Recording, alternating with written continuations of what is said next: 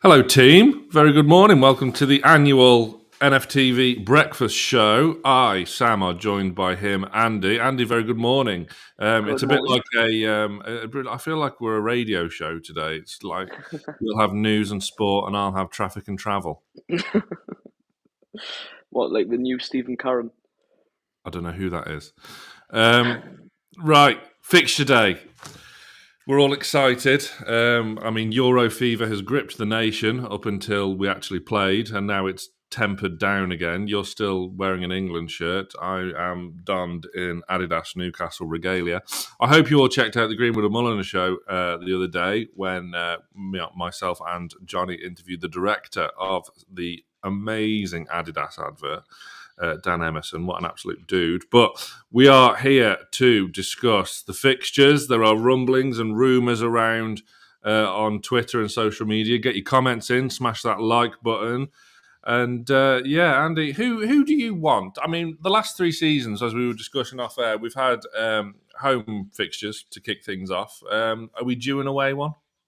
Yeah, you would think so. And I would quite like to start away. I mean, we're going to finish the season at home and hopefully have a big celebration of being in the top 4 again, or who knows, anything more than that. I think we'll happily take just a away game, but just not like a Southampton or a Bournemouth or a Brighton, just other end of the country.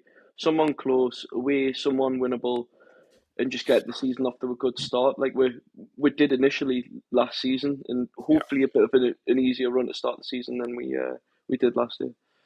Yeah, it would be nice. Look, there are rumours circulating online, if you want me to spoil it. I mean, the official fixture list comes out in around about 8 minutes' time.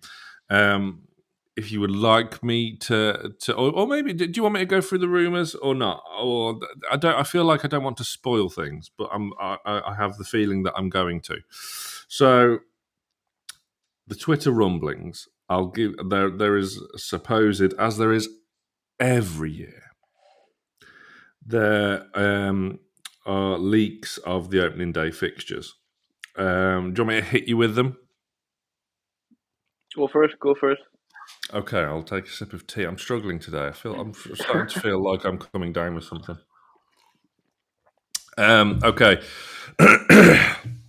So the supposed opening day fixtures are Arsenal versus Wolves, Brentford versus Crystal Palace, Chelsea at home to Manchester City, Everton versus Brighton, Ipswich versus Liverpool, Leicester versus Tottenham, Man United versus Fulham, Nottingham Forest versus Bournemouth, West Ham versus Aston Villa. So who are the 2 teams I've missed out? Southampton. Correct. Newcastle versus Southampton. So according to this leak, we are at home to Southampton first. We'll get official confirmation in 6 minutes' time, but if that is correct, Andy, thoughts? Yeah, it's home start again. I think we're getting quite lucky with the home starts over the last couple of years. I honestly can't remember the last time we started away. What was it we were talking just before we came on air? Villa last season, Forest before The that, last time would have West Ham. been 4 years ago, where we were away at West Ham, weren't we? And everyone thought Jeff Hendrick was the second coming. But yeah, and then obviously we reversed and played them at home the following season, and it's been a home game ever since, really. Forest, Villa, of course, but according to that leak, Southampton at home. Yeah, I mean, I would have liked to have avoided one of the promoted sides in the first couple of games, but here we are. I think it's probably, out of the 3 that have came up, the one I would probably most likely have taken. I think hopefully they're still for the beating. I think we've got a good track record against them recently, so hopefully put them to bed early on and just have a good opening day like we did against Villa.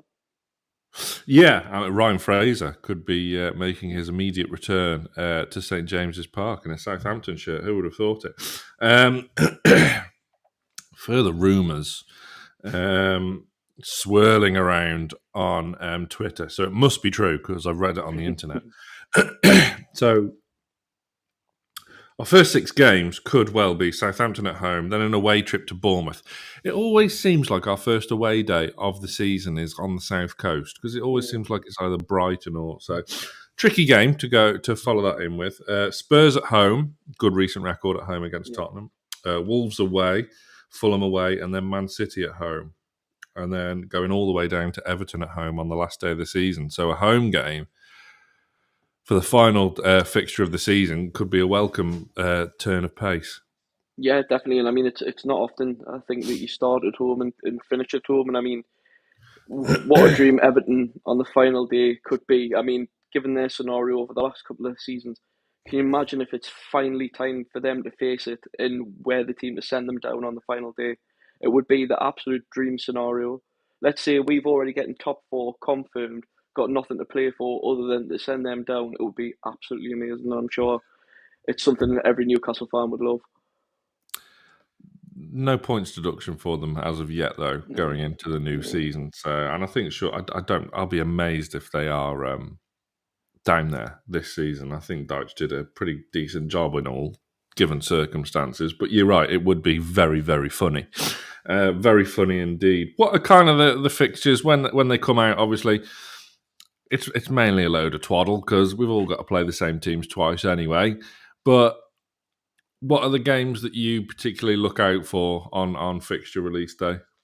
I think for me, it's mainly seeing when you're playing the big ones, you know, your big six, and then your promoted sides. Because they typically, if you get a promoted side early on, they're the games that can be really ropey.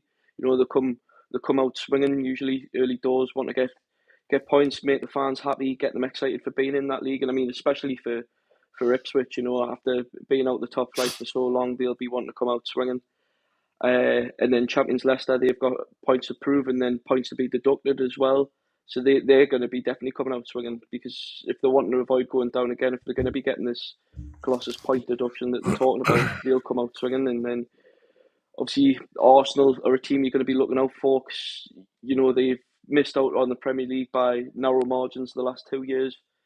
They're going to be wanting it. City are going to keep wanting to win titles. So yeah, it's going to be very interesting. I would like to have City round the Christmas period because, you know, they're going to have the distractions off the pitch when all these hearings start. So hopefully Aren't they just? that's when we have them. So yeah, it's just, I mean, look, before we've even made any major signings this summer, I'm very optimistic for the season coming. So I'm very excited anyway. Right. We are going to be joined by Carl, and I'm going to do this in the midst of going live. Look at this. This is this is technical Evie skills in action. Are you watching? Lee will be loving watching this. Carl, I don't know whether you've seen the kind of early doors rumours. I haven't. The rumour is, as we are now 2 minutes away till release point, the rumour is Southampton at home. Okay. Well, rather that than it being away first game of the season. Well, it doesn't make any difference to me anymore, does it? I guess, but yeah. No, I'll definitely take that. I think it's obviously a game that we're going to look to. Well, you'd like to think gain a little bit of confidence from early doors in the season, like we did with Aston Villa at the start of last season. And I think Aston Villa are a far superior side to Southampton, so definitely want a confidence booster. You'd think, but we've got to ensure that we're not overlooking them, of course. No. We are 1 minute away from the official release. But yeah, just to recap, the strong rumours are that the opening day fixtures are... well, screw the other ones. We'll go through them later. It's just the Newcastle ones we care about, isn't it? That Newcastle are facing Southampton on the opening day, followed by a trip to the Vitality to face Bournemouth. And we supposedly round off the season, Carl, with Everton at home. So wouldn't it be lovely to finish the season at home for a change? And relegating Everton whilst at it, that would be brilliant. That's exactly what Andy said. That would be the icing on the cake. We have it confirmed as it goes to 9 o'clock that Newcastle will face Southampton on the opening weekend. It's a Saturday 3 o'clock kickoff, August the 17th. The season starts on the Friday night, Manchester United at home to Fulham. And then the early game on Saturday, the 12:30 kickoff. I mean, again, TNT Sports and Liverpool. Ipswich at home to Liverpool. What an opening fixture that is. For them, the 3 o'clock kickoffs: Everton, Brighton, Arsenal, Wolves, Newcastle, Southampton, Forest, Bournemouth. The 5:30 game is West Ham, Villa. The Sunday games: Brentford, Palace, and Chelsea versus Manchester City. And then the opening weekend rounds off on Monday night: Leicester at home to Tottenham. The full fixture list is out. Here we go. Do you want me to hit you with some August? Yes, please. August, as we know, we open the season, Southampton at home. Then we go to Bournemouth away the week after. Tottenham at home rounds off August on the 31st. Then we have an international break as your children are running feral once more, Carlitos. Can you hear? And God bless them for it. And God bless them for it. The I thing love is, them. they're cousins as well, so it's even worse. Oh, my word. So, yeah, those are the first 3 fixtures to take us into the first international break. We return from the international break with a trip to Molineux, our local away day, Carl. Wolves away on the 14th of September, followed by another away game, away to Fulham. And then, Andy, we round off September, Manchester City at home. Thoughts? It sounds like a good run. It sounds definitely like a better run than we had for the start of last season. It's a chance to get points on the board early doors. 2 away games after an international break isn't great. The lads will be desperate to get back to playing at St James's Park, and what a challenge to have when they do get back with Man City. I am in the process of making a lovely little graphic so I can share the fixtures with your good selves, the viewer. I just want to get that confirmed, actually, whilst I'm doing that we are finishing the season at home. Because for me, I think that's huge. Because it's been so long. And let me just double check as I do this. That if that's true as well, that Boxing Day at home against Villa is a tidy little fixture. That's massive as well, yeah. Yeah, Boxing Day at home to Villa. Right. So we'll skip the followed by Man United away, as always, it seems to be. So our run in, Brighton away on the 3rd of May, Chelsea at home, Arsenal away, and then Everton at home to round off the season. That's a tricky little run-in. Well, hopefully Brighton will have their traditional end-of-season drop-off by then. So there's 3 points. Arsenal away, hopefully they'll have bottled the league by then. They'll have bottled it by then, 3 points. And then Everton, last game of the season at St James's Park. Top 4 confirmed. Hopefully a cup final to wait for, FA Cup, or maybe even a Cup 1 with the Carabao, and then send Everton down on final day. What a season that would be. I'm going to say something absolutely outrageous, and I genuinely mean it this time. I think people are going to laugh, and I appreciate why, but I genuinely think we're going to challenge for the title this season. I genuinely do, and I know and it is outrageous. I just think without all of the distractions, everything went wrong last season. If we didn't have any injuries, we'd have comfortably challenged for top 3, top 2 last season, comfortably. And I just think we'll have got over those things this season. If we don't lose Bruno and Isak, I reckon we're going to challenge for the title. I look forward to all the memes midway through the season when we're in the bottom 3, but I just thought I'd throw that out there. It's bold, and there's nothing wrong with having some perseverance. Like, the fixtures are out there now. Get your predictions in, your talking points in. I am in the process of, as I say, getting the graphic so we can get it on screen. But yeah, it's compared to last season as well. It's a more straightforward start, isn't it? Yeah. I mean, the watch-alongs we did in the the Junction weren't great. Seeing us get beat by City in that narrow game, we really took that game to them, and then just getting absolutely thrashed by Brighton the away game after. So hopefully a better start. I mean, when we beat Villa at the start of last season, we thought, I was like, Carl, I thought we were going to win the league last season after that. But no, I think, as Carl says, it's an outlandish shout, but I don't think it's that outlandish. You know, missing these extra games offered by European football. Even if we do go on a cut run, I think we'll get recruitment right this summer. As I think we did last summer, we were just unfortunate with the Tonali situation. If we keep everyone fit and have our best available lineup week in, week out, there's no reason why we can't comfortably finish top 4 and then push for something extra as well. You think about it as well, and I know I can't believe we're actually looking at this in detail, but the more I think about it, it's definitely possible. That midfield three on paper is arguably one of the best in the league on paper, isn't it? Let's be fair. Bruno, Tonali, Joe Linton, and then we've got some great cover there as well.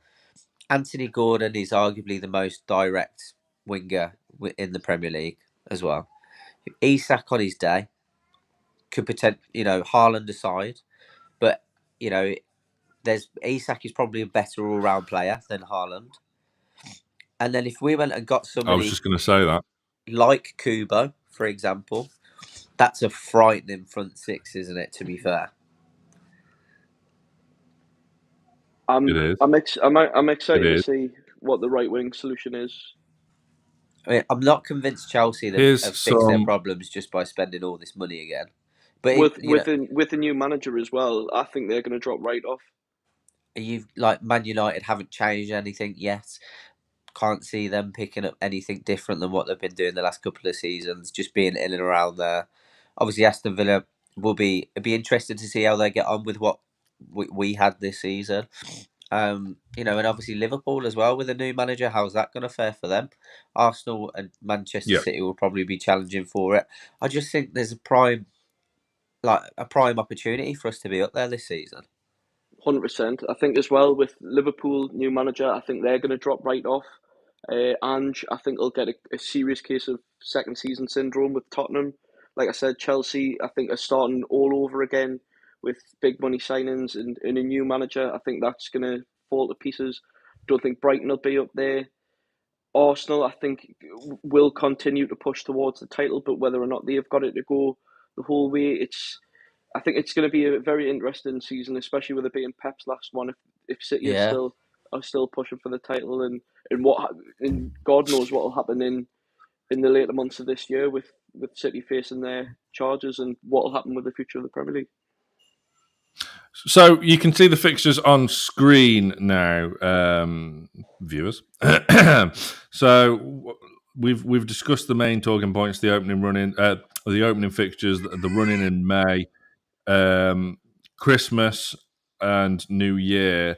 Well, I say Christmas and New Year. We haven't discussed New Year actually, because obviously we've got before Christmas we've got Ipswich away, which will be tough. The Sir Bobby Derby.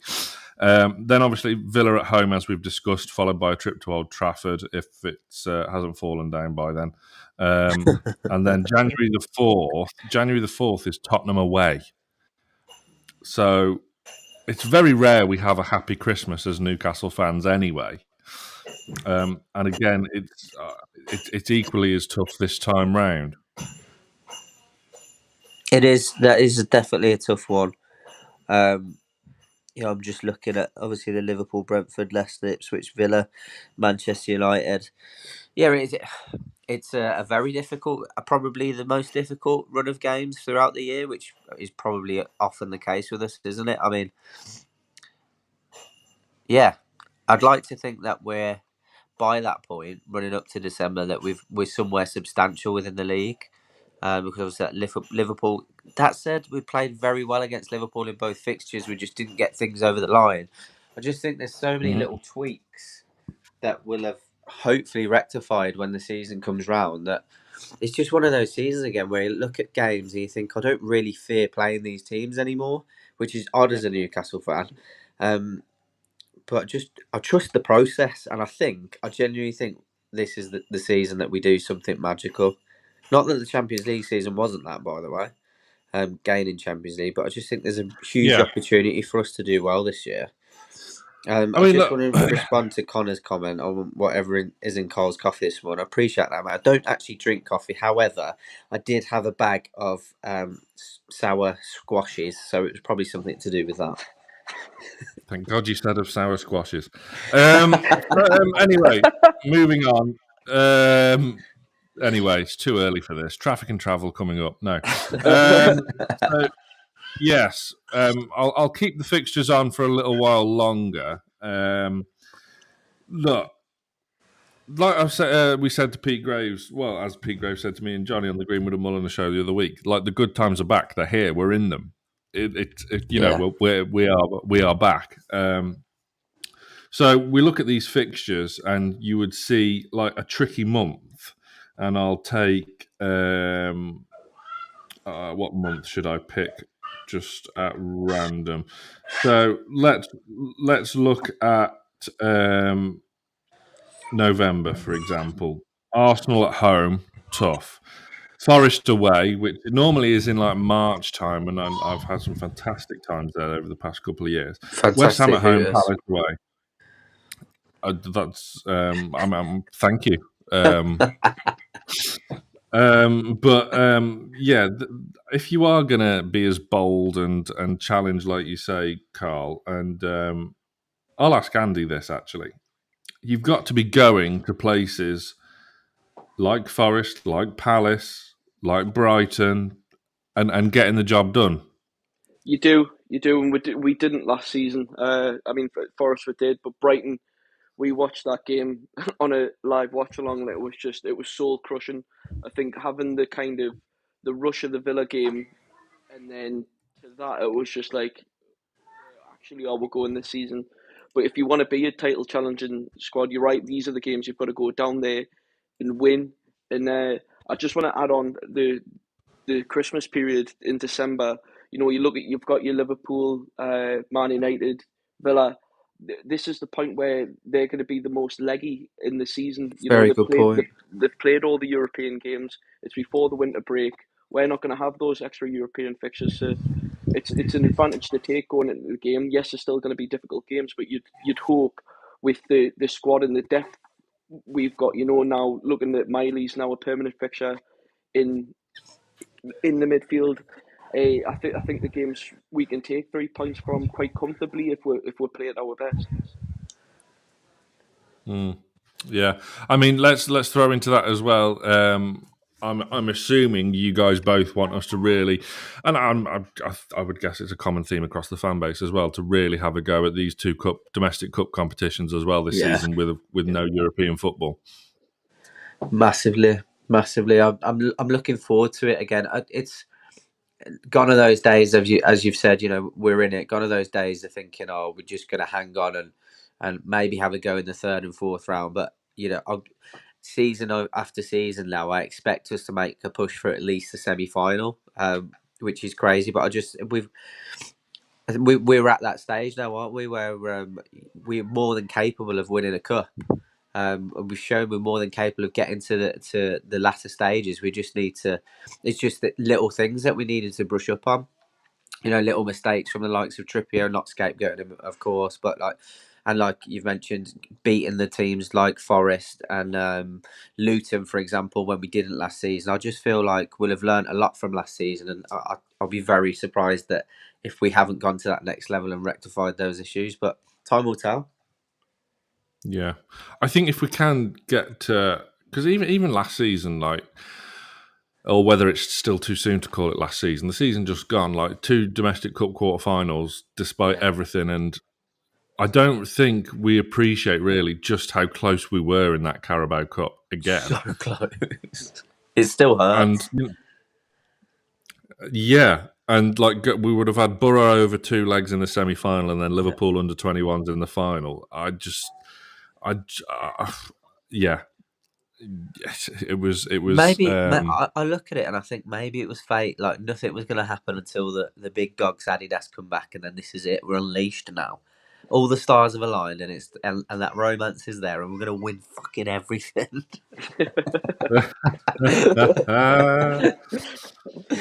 You But never no, know. I absolutely agree. It was so close, and to do that, like you've mentioned, with the difficulties that we had last season, and people like myself probably overlooked it a little bit too much at times as well, in terms of the injury crisis, and got caught up in emotion. But what Eddie Howe and the lads actually achieved, yes, I know we didn't get European football in the end, and we probably should have, but to even be up there fighting for it again after all of those injuries and everything that was happening, it's still when you've let the dust settle, it was still a good season. To be fair, all Yeah, things it considered. was. It was.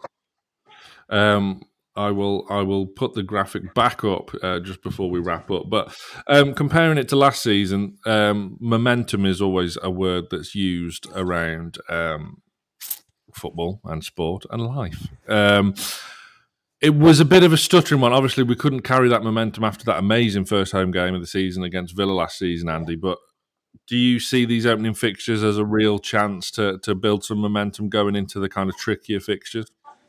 Absolutely. I mean, after the Villa game, I thought that would have been enough momentum. But when you play Man City away straight away, and then the kind of the games that happened, we should have been beating Liverpool, and on the day, I think Eddie Howe was to blame with the choices he made, and the substitutions kind of cost us that game. But I think this is a real chance to get some momentum going and face the bigger teams. Like I said, the only worry for me is coming back from an international break straight away, playing 2 away games off the bounce, and then playing Man City. It's it's a difficult one, but I think this time we've got the games where we should be taking 3 points from and going into it, like Carl said, a really strong season. And who knows? Who knows? Hopefully, it's not a season of what ifs like the season just gone was. What if the referee hadn't been an idiot at PSG away? What if Yeah. Miguel Almiron could use his right foot? What if Kieran Trippier didn't have these moments of doziness? It's just this season. I feel like it's the one we're going to keep the momentum, push on, and I think it's finally a season we bring a piece of silverware home. JV's in the comments. Does anyone think April, May is a bit shit? I think definitely April. But again, if you are going to challenge, like Carl said, then surely, Carl, this is for you. Then you've got to be going to the likes of Leicester, which is in April, Villa away. The home games aren't too bad actually in April. Brentford, Man United, and Ipswich. You would want 9 points from that, surely. Yeah, and like I said, if I'm genuinely looking at it, thinking that we can make a challenge, and I'd like to think we're at least pushing for the top 4, top 3 at that point, then yeah, absolutely. I'm looking at. I would have been looking at those teams last season, and wanting results out of that. I think the most positive thing about last season was that there were so many negatives. There were so many little things to learn from. And I just think we've got the perfect personnel in place to have done that and to kick on. And providing that we had a few additions, I absolutely I wouldn't be concerned about going to Leicester and Aston Villa. I'd relish those fixtures at that point, because I think winning those sorts of games is going to prove that we're good enough to actually challenge for the title. Like you said, if we are going to challenge for the title, for example, you have to win those games. Yeah. Going into May is a bit trickier. The away games, Brighton and Arsenal. The home games, Chelsea and Everton. I mean, look, back us to to beat anyone at home. There's The Premier League. there's just thinking the Premier League making our run a bit difficult. I don't share that cynical tone, I'm afraid. I would love to, You have because to I am a conspiracist, but yeah, I don't know how that imagine fits that in being with the your case. socialist agenda, Carl. But, You can't call me out but- politically like that. Oh, it's just bants. There's an election coming up. More on that after the news and sport. We'll set Brighton up away. another live for that one on NFTV Extra. Absolutely not. Brighton away, Arsenal away, Chelsea and Everton at home. I would back us to beat Chelsea and Everton at home every day of the week. Brighton, like we discussed earlier, they seem to have a wobble towards the end of the season. We can't guarantee that. It's still a very, very tough place to go. And I don't think we've never won there in the Premier League. We've only won there once, thanks to Mo Diarmi's greatest goal the world has ever seen. Unbelievable. Arsenal away, second to last game of the season. Could Arsenal be lifting a trophy that day? No, they wouldn't. It won't. Like they would Fair definitely enough. be. They'll always be in and around it. We know that. We know that, Yeah, but they just haven't got it in them to get it over the line. they They might be haven't. holding a big plaque up saying Pep's finally going, but apart from that, no. I just don't think they've got the kind of. I know the younguns at the minute they're obsessed with this whole aura thing and they try to push it, but everything feels so false around that club. You know that they've finally gained a little bit of atmosphere with this North London forever, and it's all a bunch of shite. Like it's a club I just cannot bite it. Be honest, I don't like. I think it's West Ham's the only London club I can reasonably stand, but it's just Arsenal. Just everything's false pretenses, and I'm really really hoping they have a massive fall off this season because their whole thing is building up for Pep leaving, and then they believe they're going to win the title season after this one, and it would just be great to see it drop off a cliff. The Arteta shouts out round Christmas. It would just be Agreed. I used to adore watching Arsenal as kind of not a second team, but I think everybody liked watching them when they were going through that invincible stage. They had the likes of Pires, Ljungberg, Henry, of course. Even when Tony Adams, etc., were there was something about them. They had an identity. But since Arteta's at least after his first couple of seasons, as soon as he started gaining a little bit of success in terms of them clicking, they've just become unbelievably insufferable. Insufferable is the word. Almost like Klopp-esque towards the end of his Liverpool career. Just can't stand them at all. And they're like I said, they're always the same. Like they are a very good side and they will be in and around there. But they just can't fathom the fact that they're not quite good enough to win the league. So they look for every excuse under the sun, and I just can't deal with that. And it'll be the same this season. yeah. Well, if they don't get a striker this summer, I think they'll be nowhere near it. Yeah. Whatever keeps them away from Alexander Isak. But Jan's in the even comment. the arrogance thinking they're going to get him for 70 million and Gabriel Jesus. He's at least 160 million, 160 million at least, at the very least. Yeah, well, if you think Chelsea are going to do Villa a favour with that Johan Duran for 50 million, a completely unproven young striker, surely that puts Alexander Isak probably higher than what PIF paid for Newcastle United as a whole. Yeah. I mean, just like as you're touching on Villa and transfers as well, them losing Douglas Luiz is going to be massive for them. The transfer does not make sense at all for the players they're getting in routine. I mean, we saw Weston McKennie when he came with Leeds wasn't fit enough. He was very much like he was a yank. Well, he was a yank Calvin Phillips, wasn't he? And the other young kid, I know he's got bags of potential, the left midfielder, but that's not what you need going into a Champions League season. It's probably where we suffered a little bit, was banking on the likes of Livramento and Hall to come in and kick off straight away to play in the Champions League kind of campaign. And I just think Villa are going to end up having a massive drop off if they don't replace Douglas Luiz, which Weston McKennie's definitely not the answer.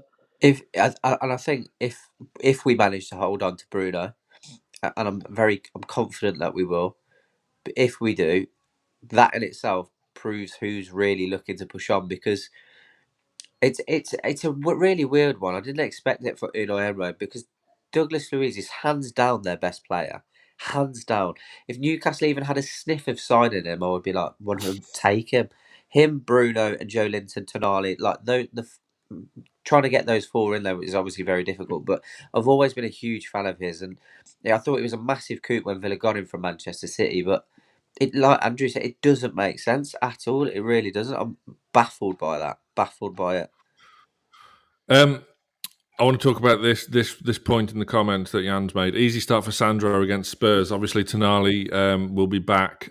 I would be surprised if he did feature against Spurs. I think he'll probably wait until after the first international break. Maybe put him in. Of course, we've got to play the second round of the League Cup this season as well. I think you'll probably see him in the third round, touch wood, and maybe Wolves after the international break. How easy do you think it will be, Andy, for Tonali just to slide back in? And there obviously will be question marks surrounding his match fitness. Yeah, but I mean, you look how Eddie Howe has got them training. I mean, when they came back, every player's been very complimentary of how since he's came in for how he's improved their match fitness. And I mean, I think he'll come back with a point to prove. I think that's what we're definitely hoping on. But I think his fitness, I don't think there'll be a question on his fitness. I think it'll be match sharpness and his awareness being on the pitch after being out that long. I think it'll be definitely the case of being. I know how likes the nurse players in anyway. I think we'll see that. But like you mentioned, the cup games. I think after last season, I think the best we can hope for is a little easier run, play some lower league opposition, and bank some minutes in them, and then get him hitting the ground running in the Premier League. And with a player of his ability, I've got no doubt that he'll be back in there very quickly. And seeing him in that number 6 role is something I'm very looking forward to. He was amazing in that Villa game, brilliant against Liverpool, and was the reason we lost the game when he came off in that. I think everyone's very excited to see him back, and not to mention the old cliche, but he's very much like a new signing, and I'm very much looking forward to seeing him back in black and white. Get in, Omar. Omar has been on the squashes this morning. Yes, yeah. If you are just joining us, Omar's in the comments.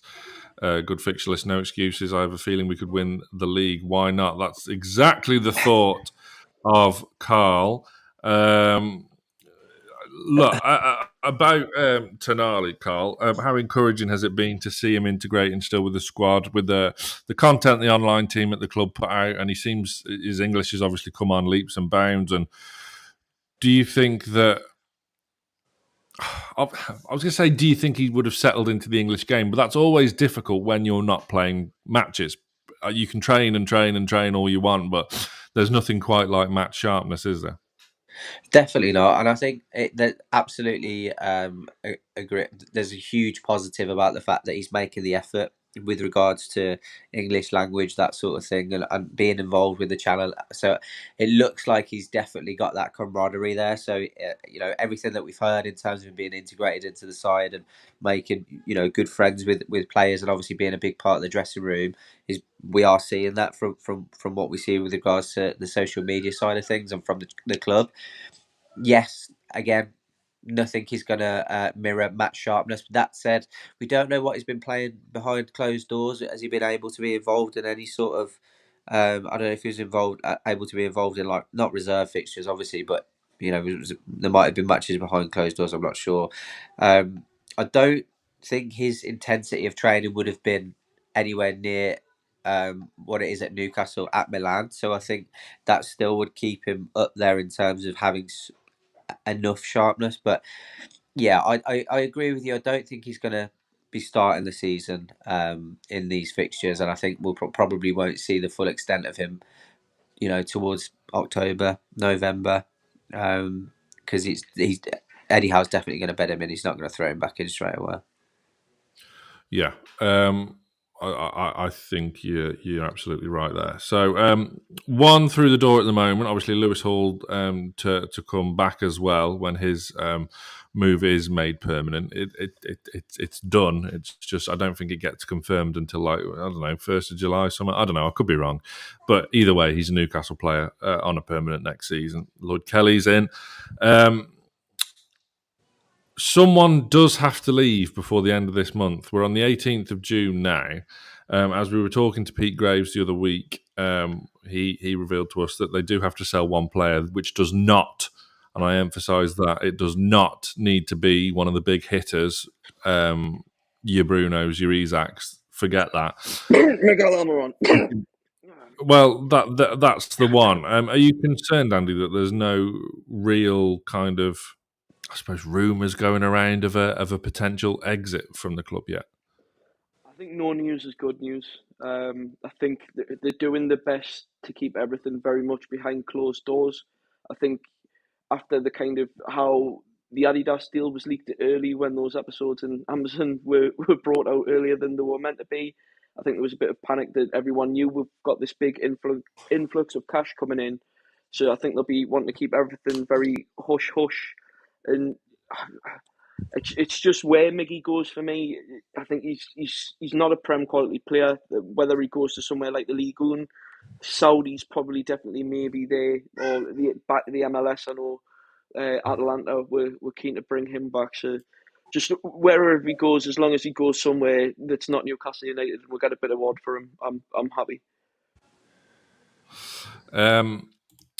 If not Almiron this month, Carl, then who? I think there's more chance of Longstaff going. To be honest, I think. Oh God, do I have to? Oh, please, just What? enough with this absolute garbage. Sean is not going. He's not a bad player. He's done very well. That's not Nine goals from midfield last season. Whoa! That is exactly why I think there's more chance of him going. That I don't want him to go. I think that we can. I think there's an opportunity to cash in on Longstaff more so than there is Miggy. Is what I'm saying. I don't want him to go. I think that there's more opportunity for him to go because I think more Premier League sides would be interested in him because he is a good player. I love Sean. How dare you insinuate that I don't? But I did a video on the channel the other week because the rumours were Leicester for 15 million, and that's ridiculous. I know that is ridiculous. I'm fully aware he's only got 12 months left on his contract. I still think it's more likely he'll sign a new one. But I think 15 million is too cheap. I agree. I think he's worth far more than that. But I think he's a more saleable asset than Miggy right now, personally. And I think they could, if they were, sentiment aside, and I know Eddie Howe loves him. That obviously that would be a difficulty in terms of convincing him to let him go. But if push comes to shove, it's got to be about money at the end of the day. So we have more cover there, don't we, than we do at right wing, unfortunately. Yeah. One player that does seem to be leaving. Heavy speculation that Dubravka is going to Celtic. I can't see the fee for a 35-year-old second choice goalkeeper being that high at all. 1 or 2 million max. Yeah. Any advances on 1 or 2 mil? No. If anything, we should be paying them to take him away. Clean sheet against Belgium yesterday. Yeah, well, I mean, he had more defenders on the line than you could bloody hope for, but he's a proper just case of Poppadom wrist. So just yes, if we can bring an improvement in, I know people have voiced their opinions quite heavily on James Trafford, but there's a very decent keeper there at very, very young age. To have that much Premier League experience at that age is a very big ask, and I think especially Howe's proved to improve players tenfold, and if he can bring a keeper in that young with Premier League experience and improve him, I'd be very happy with that deal and him as a second choice. It makes more sense than any other keeper that we've been linked with, and I'd echo what Andy says purely on the basis of the ceiling that he's got. That Premier League experience, and Eddie, he's exactly the player that Eddie Howe would be looking for. Exactly the player. One that I didn't mention, Callum Wilson. Surely he's leaving. Surely. I don't think so. Do you not? No. Fair enough. Because what fee would you plan on getting for Wilson? He's 32 going on 33, injury prone. Yes, he's lightly raced because he is that injury prone, and he's when he's fit, he's fantastic. I just think it's more likely that he sees out the last 12 months of his deal, to be honest. I don't think the sell-on value is all that high. But, we got 15 mil for Chris Wood off Forest, so... Would you think that who actually did? He's actually doing a good job for Forest as well, Chris Wood. Yeah, it was actually a good signing as well. Someone mentioned the other day about our signings and that Chris Wood was the only bad one. I was like, he wasn't a bad one. We signed him to pull him away from others, do a job, and then basically got the cash that we paid for him back virtually. It was really astute business, to be fair. Well, us signing Wood relegated Burnley. Exactly. Yeah, exactly. Yeah. And we pulled well clear of that in the end as well. Lloyd Kelly, is that shrewd business? Are you excited about that prospect? It's not a glamorous signing by any means, but good age. Bournemouth fans online seem to be very sad to see him leave. Potential. Does he start the season at left back or left centre back? Don't know position wise. The video I did, I genuinely don't know where he's going to start. His stats suggest that he would do a very good job on the left wing because he does possess a very good crossing ability. He sort of reminds me of the Jamal Lascelles signing that we made all those years ago, and I think that's the ilk that he could grow into. Andy, anything to add? Yeah, I mean, it's always positive seeing the team, the players leave and be very upset that the player is leaving. Bournemouth fans seem to have been very big fans of Lloyd Kelly, and I think you can never go wrong signing a player with versatility and being quite good at being versatile. I think he's very much in the shape of Dan Burn, where he can play left centre half and left back. But for me, at the minute, like you mentioned, going into the opening day, I think the back four that we've got available, I still think Livramento, Shaw, Burn, Lewis Hall would be our strongest back four. I don't think Trippier will be here going into the opening of the season. If you want to believe the rumours that are going round, apparently he's already got one foot out of the club. I don't know. Rubbish. What rumour? Where have you heard that? I just sat of with twaddle. listening to his interview with Gary Neville. It just doesn't ever seem like he's got his heart set on one place. He was at Atletico Madrid, wanted to be away from there. He seemed very romanticised about that move to Man United that collapsed before he came here. I don't know. I just there's something about it just doesn't seem set here. I don't think he'll be here next season. I think you're talking absolute shite. We'll see. Carl, where do you stand on this utter nonsense? On the Trippier stuff, no, I don't see it how Andy does. I appreciate that he does. I don't. No, he's been such a, and I'm not saying that Andy wouldn't agree with this because I'm sure he does. Like, he's arguably been the most influential signing that we've made in the last 20 odd years. Probably not even arguably, and he come here for a reason. And I do believe that, and it wasn't about money, and he's done a fantastic job at the club.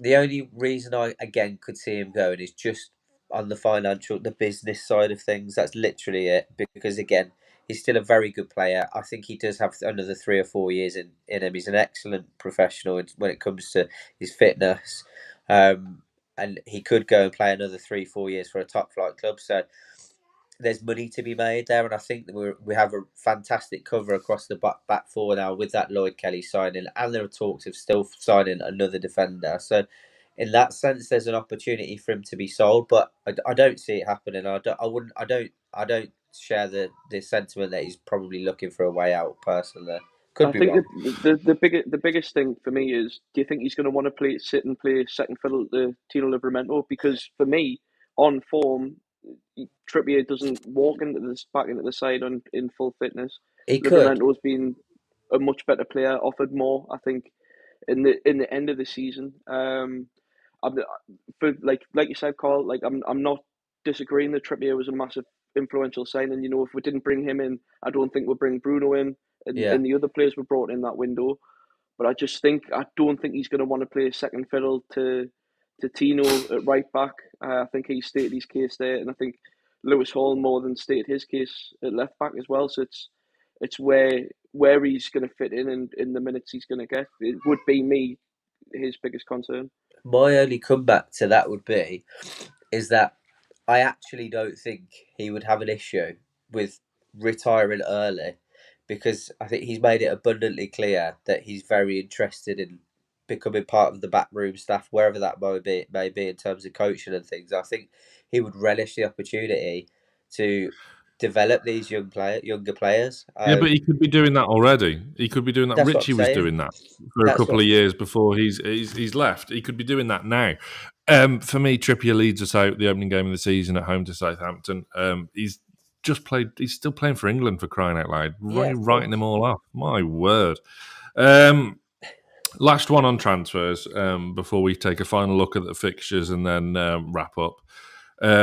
I think we would all agree that right wing is the priority this summer. So that's not what I'm going to ask. Let's assume we've got good money for maybe 2 big-ish signings. Right wing will obviously be one. Elise's been linked. Obviously, we all know by now my feelings on the situation and how we should be looking at Taka Kubo from Sociedad. What's the next priority after right wing? Is it a right-sided centre-back? Obviously, Tosin going to Chelsea is a blow, but you can kind of see Tosin's kind of reasoning behind that, a massive pay rise, and he doesn't have to move house. Yeah. So would a right-sided centre-back be priority? Would another striker be where you would go? Where would you look to strengthen after right wing? And Andy, we'll start with you. I think it's got to be a third striker. I mean, we massively struggled when we lost Isak and Wilson, and given Wilson's injury form, whether or not he'll be one that's here in August, he might be one we'll look to let go of. I don't think that would be one by the end of this month. I think they're very much focusing on Almiron being the one out the door by the end of this month. And yeah, defensive cover. I mean, we've got loads of defenders that just all have got quite prolonged injuries, the ones that you would want in there. I mean, Botman's out till the end of the year at least. Lascelles the same. But for me, it's just got to be a striker. We missed out when we lost them too, and who that would be, I don't know. I mean, when you look at like other clubs where they've got the option of, like Brighton's got a young Evan Ferguson, we haven't really got that a young striker to come in. So it's who you would and who's available. Because I mean, there seems to be a real lack of strikers available at the minute. I know Sesko's just signed that new deal with Leipzig, and I think he would have been everyone's kind of dream signing. Yeah, didn't see that coming. Yeah. And it's who you would bring in. There's not many young strikers available at the minute because it seemed like a real rare asset. So I would want a young striker. It's just who that would be. I'm not so sure at the minute. Carl? I kind of share the same sentiment. I think I'm not with that Lloyd Kelly signing coming in. I think it's one of those, isn't it? It's just enough, but then an injury and it can all go tits up again. So a striker would be another striker would be more priority for me right now, because I echo that. If we lose Isak, as much as we love Callum Wilson, I don't think he would have enough in him this season after the amount of injuries that he's had, or even whether he's still as hungry at Newcastle United or not. I don't know. You'd like to think he would be. I've always been a massive advocate of him, especially with him being a relatively local lad to where I'm from. I'm so happy that he is at the club.